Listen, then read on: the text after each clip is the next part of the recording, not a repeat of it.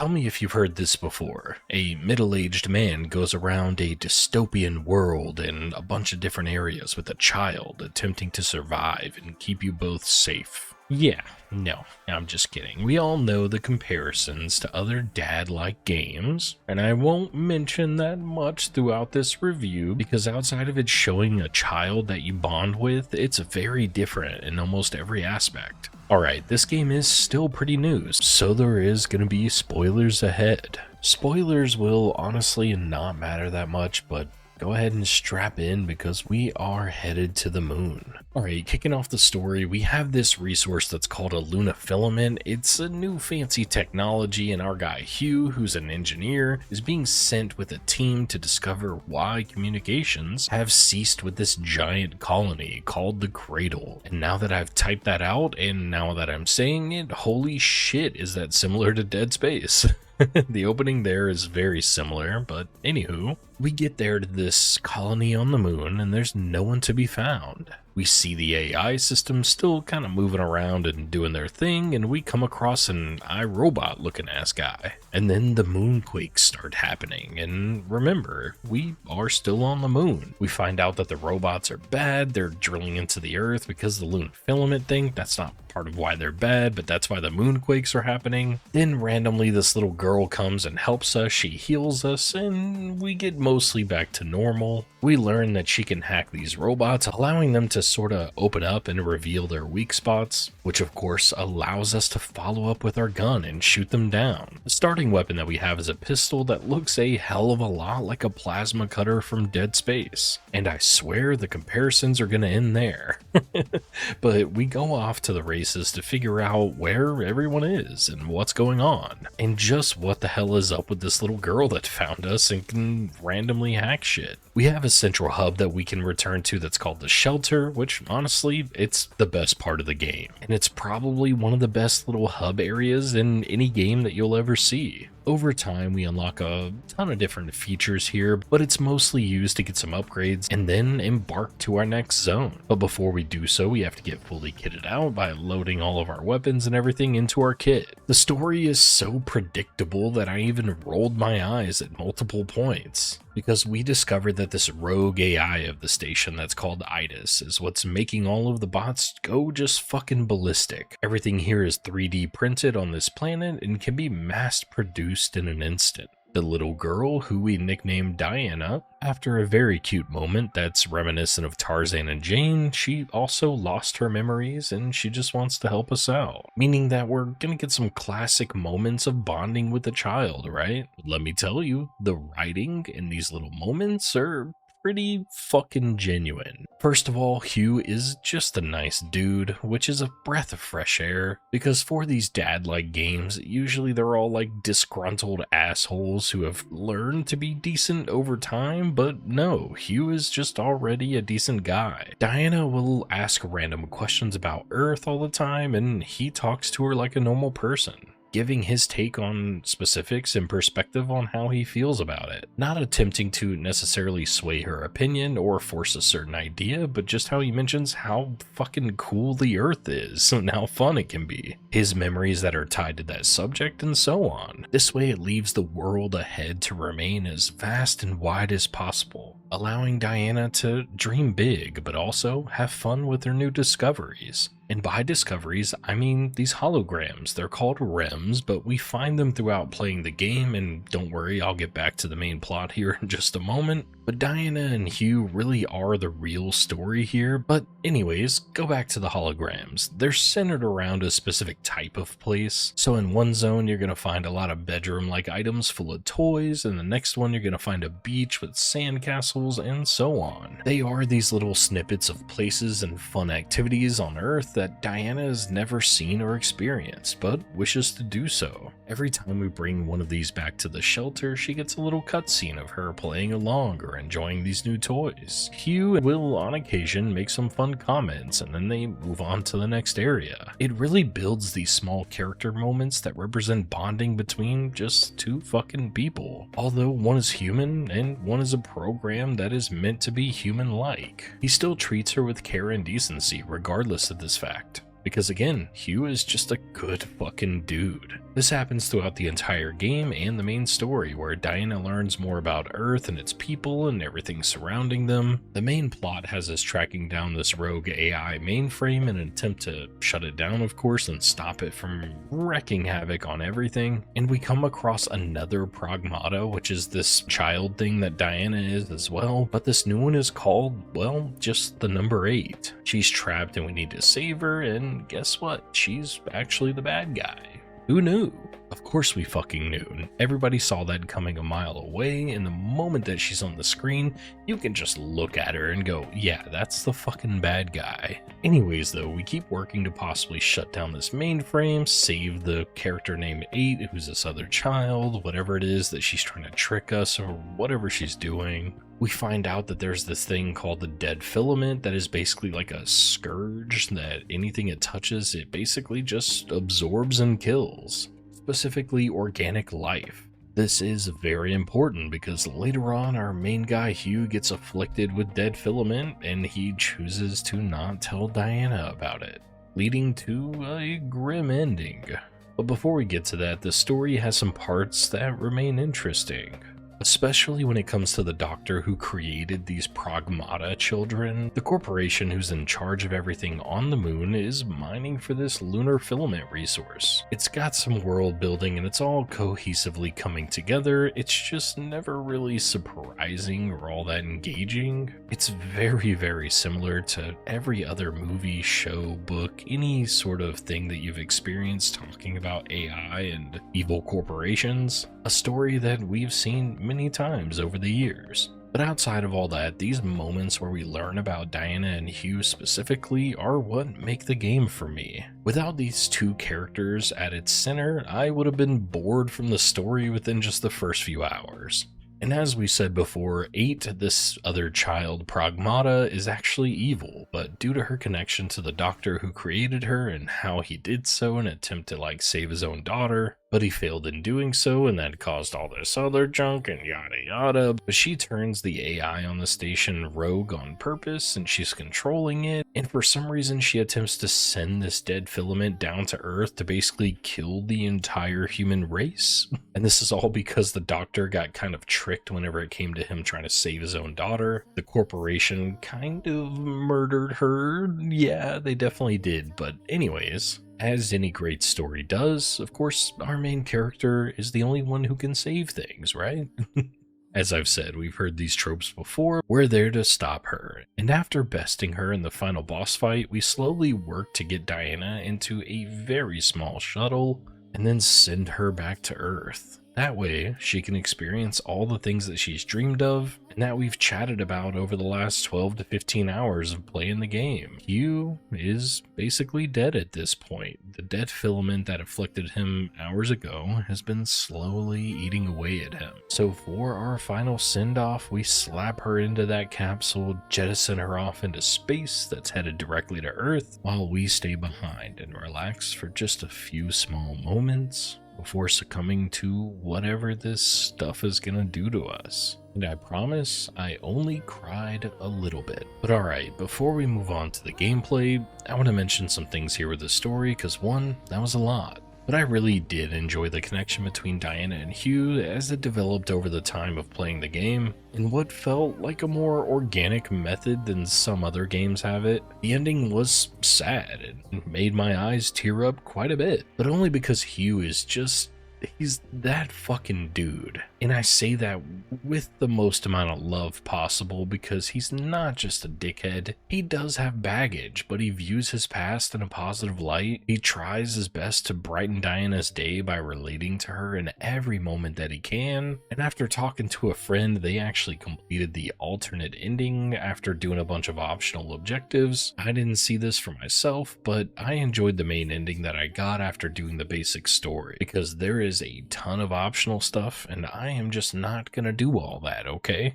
But if you want to see or hear it from somewhere else, then go for it. That's just gonna be it for me though. The story started pretty slow, very predictable, but the characters pulled it through to the end. Now we move on to the gameplay.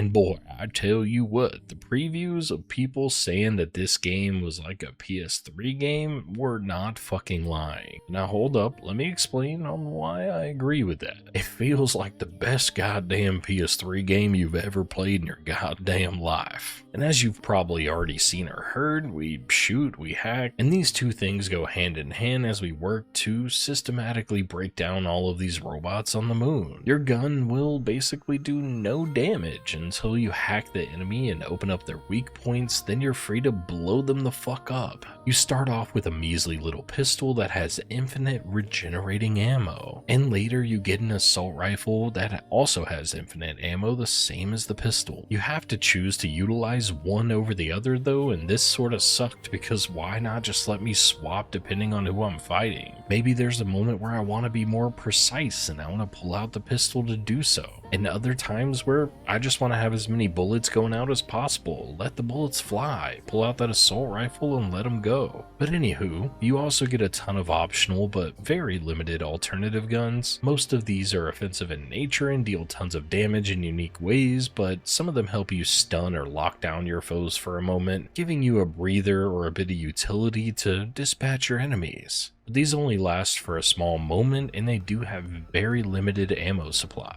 so you're still very reliant on your main weapon and for hacking in almost every single combat situation. Let's break it down a bit from the top. You have a spacesuit with some jets on it that allow you to hover or dash around. This can be done in or out of combat. You use your weapons to kill a massive fucking number of robots, but later in the game you fight ones that have this dead filament on them, and these are pretty tough to take out. There's also some bosses at the end of each zone that are massive and pretty fucking fun, other than the worm guy though, because that guy fucking sucked. But giving you extra currencies by killing these bosses allows you to upgrade your items and weapons. You can also engage in these red alert rooms where you utilize a special key to enter a combat arena that can sometimes be a little challenging, but most of these weren't really all that difficult. The name of the game here is hacking, shooting, and spacing.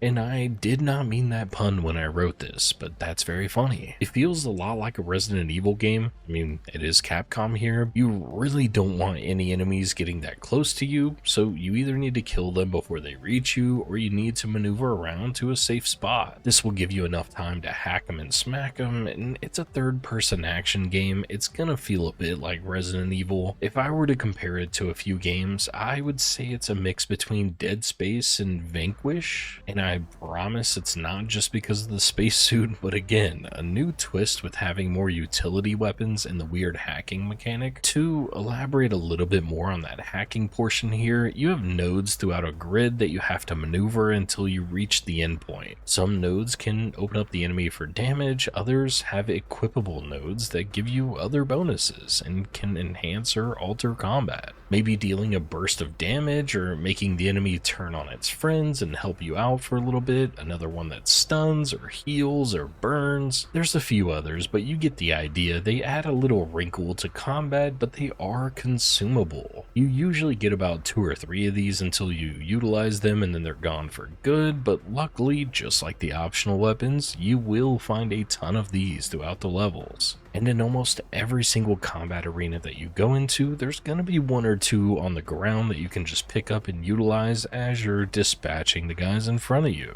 Also, when you return to your home base, they are replenished as well with your loadout, but combat all around just feels fun. It's a bit slow at times, and I sometimes felt like guys should have been a little bit faster, but you end up getting a ton of dashes by the end of the game, which makes you pretty quick. And I want to say that it was around 8, maybe? I think you get 8 dashes, which is a fucking lot. But you do become a powerhouse that can mostly run through enemies in quick succession by the end of the game, and it maintains a challenge throughout by throwing a multitude of different enemies at you. From the more basic mannequin-esque humanoid robots to a tank-like machine, maybe even flying ones that pop up here and there. But as you get later in the game, some of these machines will have shields that you're required to shoot down first. It's a little bit annoying because you mostly have your primary weapon that does some pretty dog shit damage all around to these shields, meaning that you end up running around waiting for your ammo to regenerate to then take down these shields some more and then kind of running around waiting for it again and taking little pot shots until you slowly whittle down this shield and then you shoot it some more. The optional weapons, on the other hand, help out with this a ton, but if you don't have any, then you're kinda just shit out of luck. So let's chat about enemies for a moment and the bosses that I spoke about. Then we'll get more into the home base and some upgrades and then wrap this thing up. There are genuinely a ton of different enemy types, which was needed because sometimes these games have little to no enemy variety, and yes, I am looking at you, Resident Evil 9. But Pragmata pulls this off with not only a ton of enemy variety, but also a lot of information to glean from them that you have back at your terminal at the home base. Because in case you are wanting to get more specific into their details or kind of see how they work, this terminal at the shelter allows you to get a 3D view of them, and even open them up so you can see where exactly their weak points are once they're exposed. This type of detail is important in games where you want to be more specific where your shots are and utilize your limited ammo to the best of your ability. Some of the enemy variety comes from more enhanced versions of something that you've already seen. A lot of games do this, but they not only look more distinct, but also perform a little bit differently here as well. Whether it's them having orange armor and a few extra attacks, and the original guys just have white, clean armor, or the guys that have the dead filament on them, making them look like a weird mix of organic material and machinery just smashed together. And dangerous as shit too. All of the normal enemies have plenty of moves to learn or methods to destroy them, but then we come to bosses. So that worm guy I was talking about, the Tremor looking ass dude, was just bad. They did an entire setup for an entire level on the exterior of the moon, to then just have it come out and basically do nothing and be the easiest fight I had in the entire game. What a letdown, man. It was so boring, not interesting, and worst of all, just way too fucking easy for a boss fight. Now the rest of the bosses, they were pretty badass, honestly. The garden boss was this weird like scorpion thing that crawled on the walls, lobbed a bunch of stuff at you, and lasered your fucking head off. It was a good ass time. There's this ginormous four-legged guy that you fight in the New York section. That's also a fun time. He makes you dodge most of his attacks by gaining altitude or running as fast as you can to get away from him. The final boss as well was also interesting, more from a visual standpoint more than a gameplay, but it was still a great fight. I did feel that some of the boss fights were better than others, but hell man, even the first boss that you fight, who's like a mech straight out of Armored Core, was a good ass time. He tried to run your ass over while shooting missiles at you, and it was just a blast. I enjoyed almost every aspect of the gameplay and combat in Pragmata, and it reminded me of other games that I've had a ton of fun with. But it added some new wrinkles, and that's going to be a win in my book. But moving on to the next part, which is progression and talking about that home base. These sort of go hand in hand. As you progress in the story, you will unlock new upgrades back at the shelter. You have your basics like health and primary weapon damage and basic hacking damage as well. They can all be increased little by little and never really offer a massive change to combat, but they will allow you to incrementally grow stronger over time. But the bigger upgrades come from hacking nodes or firmware updates and so on. These increase overall options in combat, which allow you to take in new weapons or have more boost or hacking node capabilities, maybe optional weapon damage or ammo capacities. And honestly, a ton more that I can't even list here. You end up creating a loadout of weapons and hacking nodes each time that you go to the next level, or when you return back to this home base. These things are reprinted because of course everything is 3D printed here. They instantly get added back to your loadout with maximum ammo and capacities and so on. There are quite a few optional things in the shelter as well. We talked about before the rims, which are the holograms that remind us of the activities on Earth. They show Diana all these different unique experiences available to humans back at home, having a little house to play and have fun in, having that beach, or you know, all the other shit. These have absolutely no bearing on gameplay, but they help you build your bond with Diana, and it's pretty organic over the course of the game. These little training or challenge missions that you have are also available. These challenges are unlocked throughout playing the main story, where you can't just run through all of them because you have access to like 50 missions off the rip. but you unlock them each time you complete a main story quest. You get about 5 or 10 of them that you can do. In the moment that these became available, I ran through them to get all of the upgrade materials available for me. These ranged from combat arenas to puzzles to solve or movement-based time trials, and near the end they just kind of combine all of these elements, making you kill a bunch of enemies while traveling through a maze and solving a puzzle all in one go. These were very fun and reminded me a ton of the OG Metal Gear Solid VR missions, but with upgrades and progression. Alright, so now we're on to the graphics and art direction. Pragmata has a hyper-realistic look to it, and nothing is cartoonish or anything like that. It's all just realistic looking, but it does this really well.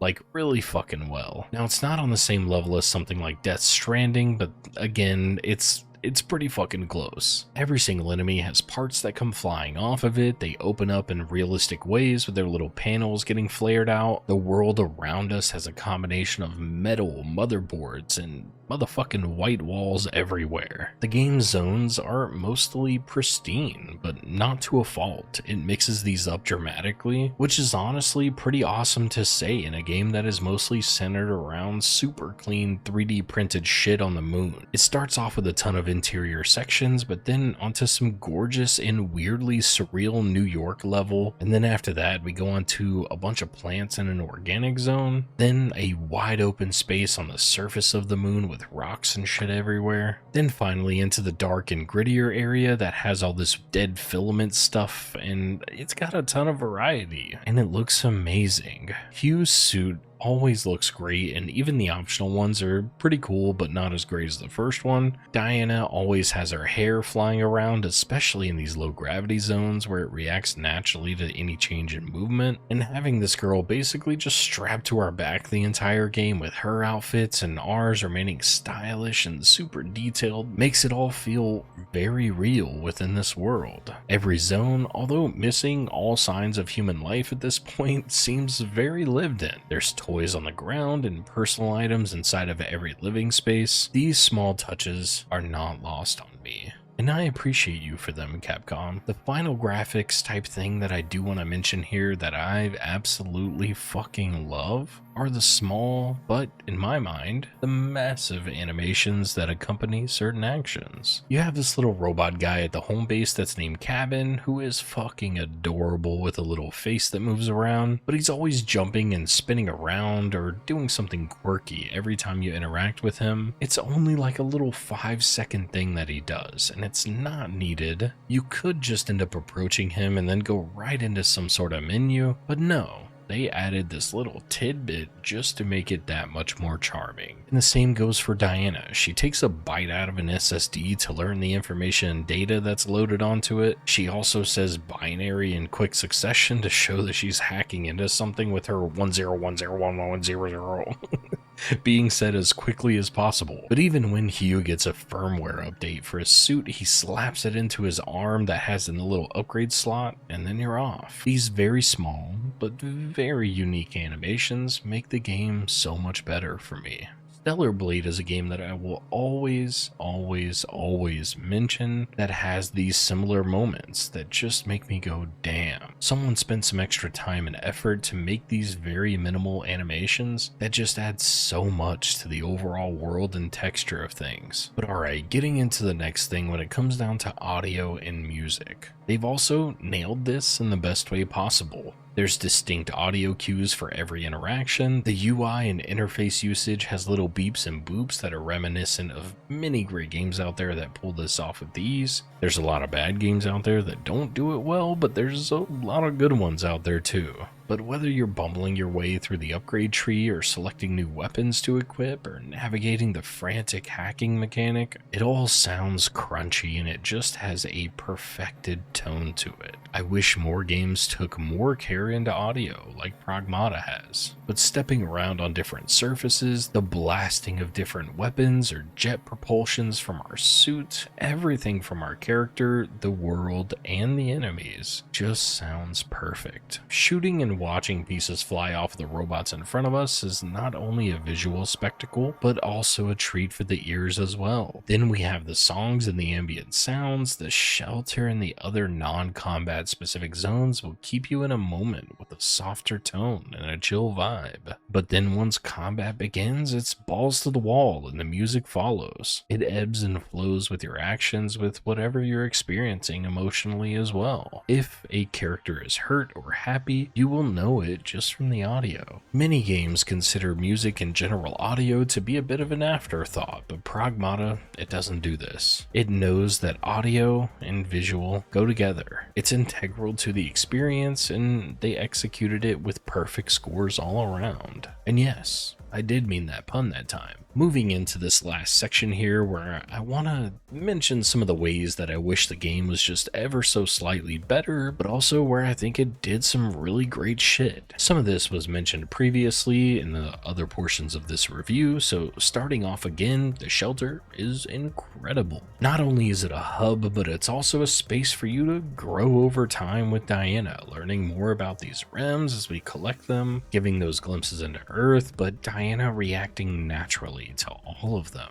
You can also choose to just chat with her at any time about maybe something you guys just went through in the story. And one time I remember she wanted to play hide and seek, or she made some adorable, cute drawings for us. And it is just so fucking cute, man. The shelter is the best place not on Earth, because you know, it's on the moon. Anyways, a gripe that I have is that the game isn't really all that difficult at all times, but then sometimes there were some specific combinations of enemies that can really fuck you up. The red rooms are kind of hit or miss. Sometimes I mow through them with ease, and other times they're a pain in my ass and require a few attempts to get through. I also wish that there was a melee of any kind would be great. I mean, really, just give me anything. After you beat the game, you gain access to a limited melee type weapon, but it's not really melee, and it is just a really slow wind up, and it's not that great. I would love to just elbow a fucking guy in the face and just get some space to get away from him, but that is never an option here. The movement is also a little bit clunky and slow and not always precise. I really wish the game didn't require more specific movements and then just stayed limited or not. It's somewhere between where you can sort of jump around and get into places that you really shouldn't be,